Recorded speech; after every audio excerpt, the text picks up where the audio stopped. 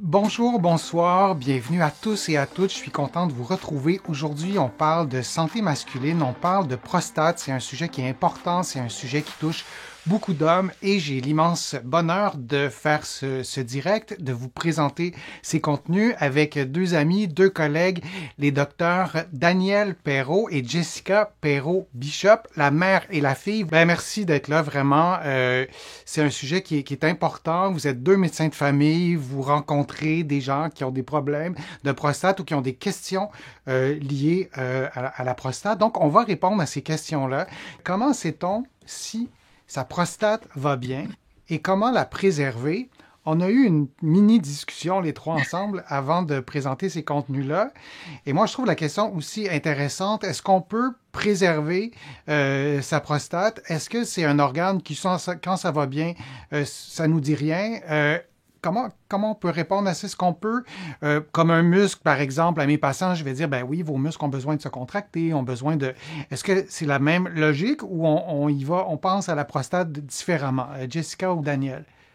Ben moi, je trouve que, hop, elle se débrouille tout seul, là. C'est dans le sens que euh, vous avez rien à faire. S'il y a quelque chose, si c'est bien parce que vous avez une partie de votre anatomie, vous n'avez pas à faire grand-chose, sinon de l'utiliser lors des relations sexuelles, tout simplement. Puis ça devient avec l'automatisme. Alors, il n'y a pas de... Puis manger beaucoup de tomates. Puis, alors, tout ce qu'on vous a dit sur la protection... et ce qu'il faut faire pour réduire le risque que ça va mal. Mais dans le fond, sinon, tous les conseils qu'on vous a donnés, moi, j'en trouve pas d'autres à vous dire pour le moment. Jessica, tu as quelque chose à ajouter là-dessus? Non, comme ma mère dit, c'est un organe autosuffisant.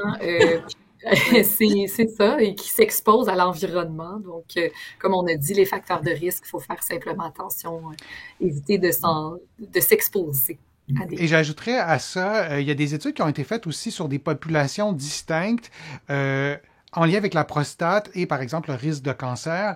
Et il y a des populations qui ont été faites chez des études, pardon, qui ont été faites chez des populations jeunes, des populations de 20-40 ans, et des études qui ont été faites chez des populations beaucoup plus âgées. Donc, quand on lit une étude et on voit une conclusion et on se l'applique à nous, il faut toujours être prudent aussi parce qu'il faut aller lire le protocole, tout ça. Donc, que ce soit en lien avec la prostate, que ce soit avec un facteur de risque, je pense que c'est intéressant de nuancer aussi les résultats d'études et d'aller voir entre autres un protocole. Je vous remercie vraiment beaucoup d'avoir été présent durant ces contenus qu'on vous a donnés. Merci aussi pour vos questions. Merci Jessica Perrault-Bishop. Merci Daniel Perrault de votre collaboration. C'est toujours un grand plaisir de travailler avec vous en amont. Donc, tout ce que vous n'avez pas vu, vous, durant la vidéo, qui a été travaillé en amont, vous avez travaillé très fort pour préparer ces contenus-là. J'espère que vous porterez bien. J'espère que vous, en fait, pas j'espère, mais vos patients sont chanceux de vous avoir. Avez-vous un mot de la fin, Jessica, à nous dire par rapport à ton expérience, toi, Daniel, aussi, par rapport à vos patients qui vous consultent pour des problèmes de prostate?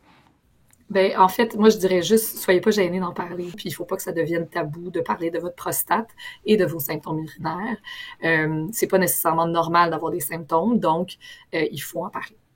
Et Daniel, un mot de la fin par rapport à la santé de la prostate, par rapport au grand sujet qu'on a Oui, abordé ben aujourd'hui? écoutez, c'est que j'utilise mon âge pour vous dire que en médecine, il y a eu énormément d'avancements sur plusieurs sujets, sur plusieurs pathologies, et que même si votre voisin a le même symptôme que vous, ben c'est bon d'aller vérifier que ça peut être pour d'autres causes que celui de votre voisin. Mais je crois que c'est normal que les gens discutent entre eux.